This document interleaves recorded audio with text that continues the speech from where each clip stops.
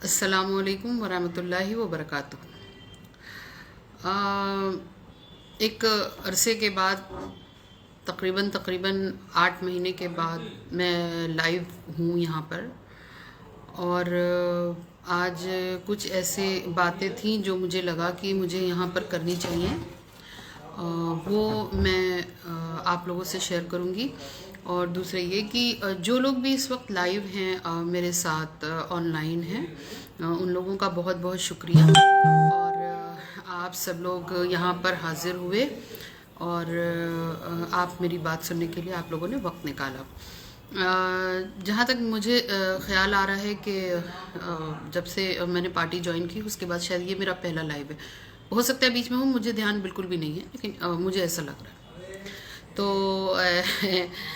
आपने एक as a social activist आपने मेरा लाइव देखा था, बट आज एक पार्टी से बिलोंग करती हूँ मैं, समाजवादी पार्टी, और उसके अलावा उसमें as a national spokesperson भी हूँ अल्हम्दुलिल्लाह। इसके लिए मैं हमारे राष्ट्रीय अध्यक्ष श्री अखिलेश यादव जी का बहुत बहुत शुक्रिया अदा करना चाहती हूँ। उन्होंने मुझे पार्टी ज्वाइन कराई और उसके बाद उन्होंने मुझे इतनी बड़ी जिम्मेदारी दी, और मेरी कोशिश है कि मैं अपनी ज़िम्मेदारी पर पूरी तरीके से खरी उतरूं। और फिर रही बात परफेक्शन की, तो परफेक्शन बहुत मुश्किल है फ़िलहाल अभी मिले, क्योंकि धीरे धीरे इंसान सीखता है। आज जिन बातों पर मुझे बात करनी थी वो बातें, सबसे पहली चीज़ ये है कि असम में जो कुछ हुआ वो बहुत ही दर्दनाक और बहुत शर्मिंदगी के बायस है हम सब लोगों के लिए, हम सब हिंदुस्तानियों के लिए। क्योंकि जिस तरीके से हमारे मुल्क में फ़िरका वाराना वारदातें और सांप्रदायिकता का इतना घिनौना चेहरा दिखाई दे रहा हो, तो वाकई में एक बहुत मुश्किल वो है। लेकिन इतनी जो घिनौना खेल भारतीय जनता पार्टी और उसके सहयोगी दल लोगों को वलगला के कोशिश करके और एक माहौल बिगाड़ने की कोशिश कर रहे हैं, उसमें भी जहाँ जहाँ और जो लोग सांप्रदायिक सौहार्द के मिसाल बन रहे हैं, वाकई उनको मैं सलाम करती हूँ। और मैं ये बिल्कुल इस बात की हामी भी हूँ और तरफदार भी हूँ कि जिस तरीके से लोग आज के दौर में कोशिश कर रहे हैं हमारे आप जैसे लोग कि माहौल अच्छा बना रहे हमारे मुल्क में, और हम सब लोग मिल करके एक अच्छा माहौल बना सकें। असम की बात से मैंने शुरू इसलिए किया कि वहाँ पर आप देख रहे होंगे कि किस तरीके से एक पढ़ा लिखा व्यक्ति जो शायद पत्रकार भी है, वो इतनी बर्बरता एक डेड बॉडी के साथ कर रहा है। तो उसके अलावा जो अभी इलाहाबाद में हुआ, उसके अलावा जो अभी अलीगढ़ में जो कुछ देखने को मिल रहा है, जो कब्रिस्तान की ज़मीन पर जबरन कब्ज़ा किया जा रहा है, और जो वहाँ के लोकल एमपी हैं गौतम शायद नाम है उनका, उनके द्वारा वहाँ पर एक पूरा माहौल बनाकर उसकी दो वजह हो सकती हैं कि कहीं ना कहीं इस ऐसी वारदात को अंजाम देने के पीछे दो वजह हैं कि आपको हर्ट भी करना चाहते हैं, और एक जो हमारे बीच का एक जो सौहार्द है, जो देश में ऐसे लोग हैं, उनको चुप करो, सौहार्द हैं, उनको उस माहौल को बिगाड़ने की पूरी तरीके से कोशिश की जा रही है। यहाँ पर मुद्दे बहुत सारे हैं जो इस छोटे से लाइफ में मेरे ख्याल से बयान करना बहुत मुश्किल होगा। हम आप सबकी आंखें खुली हुई हैं और हम सब लोग देख रहे हैं, लेकिन यहाँ पर जो बहुत से इल्ज़ामात हैं जो एक पर्टिकुलर दल जो टीम है वो लगाती रहती है बहुत सारी चीज़ों पे। मैं एक जानकारी दे दूँ, मैं अभी 17 तारीख को मैं आज़म खान साहब से सीतापुर जेल मुलाकात करके आई हूँ, और बहुत दिन से इस चीज़ की मैं कोशिश में थी कि मैं उनसे मुलाकात करूं जा करके, और तमाम हालात जो हैं वो सच्चाइयाँ सामने आएँ। और इससे पहले भी मैंने पार्टी ज्वाइन करने के बाद सबसे पहले मैं रामपुर गई और वहाँ पर डॉक्टर तज़ीन फ़ातिमा से मुलाकात की, जो उनकी अहलिया हैं, उनकी वाइफ हैं, और वहाँ पे तमाम जो र्यूमर्स फैला रहे हैं बी टीम के लोग, उस पर विराम लगा काफ़ी। मैंने जा कर के सबसे पहले ये बात करी वहाँ पर कि क्या है, कैसे माहौल है। लेकिन मुझे जो वहाँ पे इर्द गिर्द पता चला कि कुछ लोग हैं दल के जो इस बात की दावेदारी करते हैं, एक पर्टिकुलर कौम की बात करते हैं, उनको 3 बार वहाँ से लौटा दिया गया, उनसे मुलाकात करने तक को गवारा नहीं समझा। तो मैं फिर ये कहना चाहूँगी कि र्यूमर्स पर कोई भी ध्यान ना दे। सरकार बननी चाहिए, सरकार बनेगी तो मसलों के हल निकलेंगे।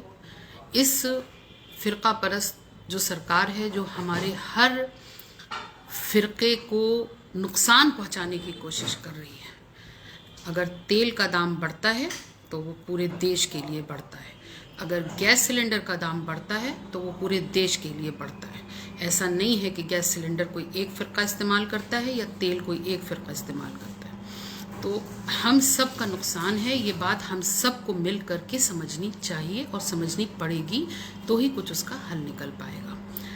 आज हमारे बहुत से भाई हैं इस पर मौजूद जो अपनी तरबियत का काफ़ी मुजाहरा कर रहे हैं। मैं उनको ये बात बता दूं कि जितनी जल्दी बात समझ जाएगी उतना अच्छा रहेगा, वरना बंगाल कुछ दिन पहले की बात है, वहाँ भी खेला हुआ था और यहाँ बहुत बड़ा खेला होगा। तो मुझे नहीं लगता कि ये बात हमारे आपकी समझ में नहीं आने वाली है। समझ सब रहे हैं, सब समझ रहे हैं इस बात को, लेकिन मजबूर हैं। आप किसी के वलगलाने में आने से पहले ये सोच लें कि नुकसान कब है और किस तरह का है। हम सब मिल कर के एक सेक्युलर समाज की स्थापना करें दोबारा से, क्योंकि ये मुल्क सेक्युलर था, सेक्युलर है, सेक्युलर रहेगा। लेकिन कुछ चंद सालों से ऐसी फ़िरका परस्त ताकतें इक़्तिदार में आईं, सत्ता में आईं कि उन्होंने सेक्युलर लफ्ज़ से नफ़रत पैदा करा दी। तो वो सेक्युलर लफ्ज़ से बोलना नहीं है, उन सेक्युलर लफ्ज़ को बना करके दिखाना है कि हमारे मुल्क में इसे सेक्युलरिज्म कहते हैं, जिसकी पूरी दुनिया मिसाल देती थी और आइंदा भी देती रहेगी। आज हमारा मुल्क जिस दौर से गुज़र रहा है वो ना आपसे छुपा है ना हमसे छुपा है। चीज़ें बेची जा रही हैं, बड़ी बड़ी कंपनीज बंद हो रही हैं। झोला उठा करके प्रधानमंत्री जी बाद में जाएंगे, उससे पहले उनके दोस्त यार अहबाब झोला उठा के मुल्क छोड़ चुके हैं, बड़ी बड़ी रकमें लेकर के मुल्क को नुकसान पहुंचाकर। तो ये हमारे और आप सब के जानने की बात है। मैं as a politician, as a Samajwadi Party के एक प्रवक्ता की हैसियत से अगर मैं बात करूं, तो समाजवादी पार्टी शुरू से समाजवाद को लेकर चलती है, हर तबके हर कौम का ख्याल है। और हमारे राष्ट्रीय अध्यक्ष जी ने जिस तरह हमारे लिए शाना बशाना हमेशा आगे बढ़ कर के हमारा साथ दिया है, जिन लोगों को ये शायद थोड़ी सी एक शुबा है या यूं कह लीजिए र्यूमर्स फैला रहे हैं कि उन्होंने उनका साथ नहीं दिया, उन्होंने उनका साथ नहीं दिया, वो सारी चीज़ें फिल्म उनकी साफ हो चुकी है मेरी नज़र से। और जिन लोगों के हमदर्दी में ये बात कर रहे हैं, तो मैं आप लोग की जानकारी के लिए बता दूं, वो हर तरीके से समाजवादी पार्टी से, समाजवादी पार्टी के लोगों से और ख़ासकर हमारे राष्ट्रीय अध्यक्ष जी से पूरी तरीके से सेटिस्फाइड हैं और इंशाल्लाह आगे भी रहेंगे। हर चीज़ का एक तरीका होता है, हिकमत होती है, और हिकमत से जिसने काम लिया उसी को अल्लाह कामयाबी देता है। तो हमें और आपको हिकमत देखनी है, पीछे को छोड़ देना है। पीछे के रोने से कोई फ़ायदा नहीं। आज की तारीख में जो आपके साथ हो रहा है उसको हम कैसे उस दलदल को पार करके और बाहर सेफली निकल जाएं, उसका सिर्फ एक तरीका है कि वोट फॉर समाजवादी पार्टी।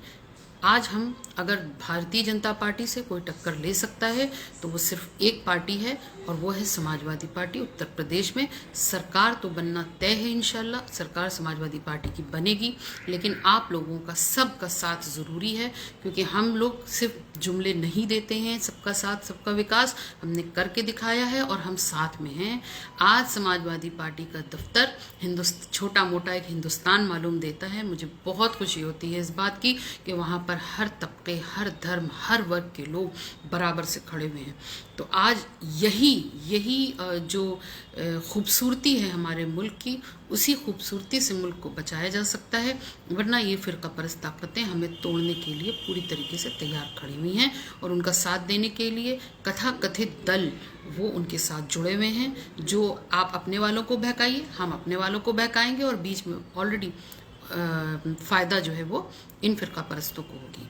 तो जाहिर सी बात है कि हमें एक हिंदुस्तानी की तरह सोचना है, हमें एक इंसान की तरह सोचना है और ये सोचना है कि हमको ख़ासकर अगर हम लोग अपनी बात करें तो हमें हिकमत सिखाई गई है। और वो हिकमत अमली क्या कहती है आप भी बेहतर जानते हैं और हम भी बेहतर जानते हैं। आज बहुत अच्छा लगा, एक ज़माने के बाद आप लोगों के सामने हाजिर हूँ, अपनी बात रख रही हूँ। जिन लोगों को मेरी बात कड़वी लगे मुझे कोई फ़र्क नहीं पड़ता, और जिन लोगों को मेरी बात अच्छी लगे उनका बहुत बहुत शुक्रिया।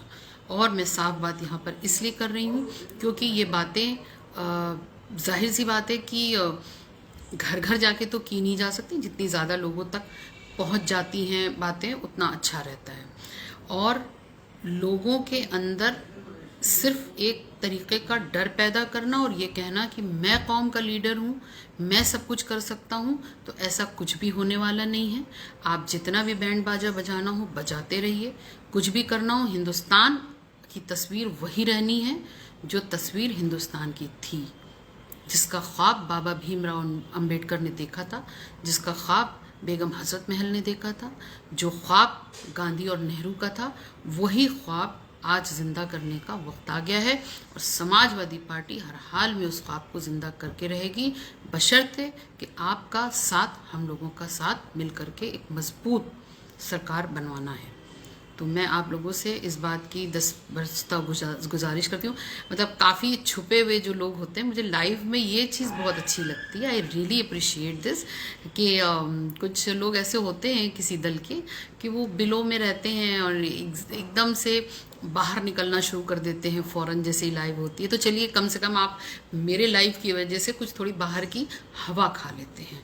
तो आप लोगों को भी बहुत बहुत मुबारक हो, बाहर की हवा कुछ देर के लिए कम से कम कुएं से निकल के आने में आप लोगों को आसानी हो जाती है मेरे लाइव के ज़रिए। बाकी बहुत अच्छा लगा आप लोगों के साथ लाइव के जुड़ करके। और मेरी आप लोगों से गुजारिश ये है कि आप सब लोग दिमाग का इस्तेमाल करें, दिल से ज़्यादा दिमाग का इस्तेमाल करें और ये सोचें कि आज हमारे मुल्क को किस तरीके से हमें बचाना है, हमारा क्या ताउन होगा अपने मुल्क को बचाने के लिए, और हमें किस तरह की हिकमत अमली अपनानी चाहिए कि हम इस चीज़ में कामयाब हो सकें और दुश्मनों को ज़ीर कर सकें। तो बहुत बहुत शुक्रिया, बहुत बहुत शुक्रिया। हम आप मिल कर के ये तहैया करते हैं कि अपने मुल्क को इन फ़िरका परस्त ताकतों से, चाहे वो ए हो, बी हो, सी हो, डी हो, जितनी भी अल्फ़ाबेट्स हों, उन सब लोगों से बचाना है। और एक बात और मैं शायद मेरे जहन से उतर गई थी, मैंने अभी देखा कि जिस तरीके से मौलाना कलीम सिद्दीकी साहब पर बेजा इन्होंने वो किया है, हालांकि उसकी जांच चल रही है और उम्मीद है पूरी कि उस जांच में भी वो बिल्कुल साफ निकल आएंगे। लेकिन ये एक पर्टिकुलर एक कास्ट को टारगेट करके जिस तरीके से ये कर रहे हैं, और ये कोई नई बात नहीं है करने के लिए। यहाँ पे तो हम लोग पिछले 2014 से देखते चले आ रहे हैं और उत्तर प्रदेश में 2017 से कि किस तरीके से एक पर्टिकुलर कास्ट को टारगेट किया जा रहा है। लेकिन ठीक है, आप जितना सता सकते हो आप सताएं। हम इनकलाबी थे, इनकलाबी हैं, इनकलाबी रहेंगे। हम गलत बातों पर, गलत नीतियों पर बगावत करते थे, बगावत करते हैं, बगावत करते रहेंगे। आप जेलें भरिए। आपकी अगर जिस दिन हिंदुस्तान की सेक्युलर जनता अपने ऊपर आ गई तो आपकी जेलें यकीनी तौर पर कम पड़ने वाली हैं। शायद ये भी हो सकता है, मुमकिन हो कि आप लोगों के घरों को भी जेल बनाना पड़े, लेकिन हिंदुस्तान में ये सौहार्द बना रहना चाहिए। अभी सेक्युलरिज्म ज़िंदा है, सेक्युलरिज्म को सलाम करने वाले लोग ज़िंदा हैं। तो यकीनी तौर पर इस हिंदुस्तान में एक बेहतरीन लहर, एक बेहतरीन हवा चल के रहेगी जो हम सबको याद दिलाएगी कि नहीं, ये वही हिंदुस्तान है जो आज़ादी जिस तरीके से हम सब ने, हिंदू मुसलमान सिख ईसाई और तमाम दलितों ने और सब ने मिलकर ये लड़ाई लड़ी थी और अपने हिंदुस्तान को एक खूनी पंजे और जंगली लोगों के पास से निकाल करके लाए थे। लेकिन कुछ दिनों के लिए हमारे ऊपर एक धुंध आई है फ़िरका परस्ती की, वो भी बहुत जल्द छट जाने वाली है। और जिन चीज़ों को लोग याद दिला रहे हैं, वो याद है, ये याद है, वो याद है, मुझे सब याद है, लेकिन बेहतरी ये होगी कि आप लोग भी थोड़े से पन्ने पलटें वर्क और पीछे की चीज़ों को याद करते जाएं। मेरी तरफ से बहुत बहुत शुक्रिया और मेरी तरफ से खुदा हाफिज़। जय हिंद, जय भारत और जय समाजवाद। अस्सलाम वालेकुम।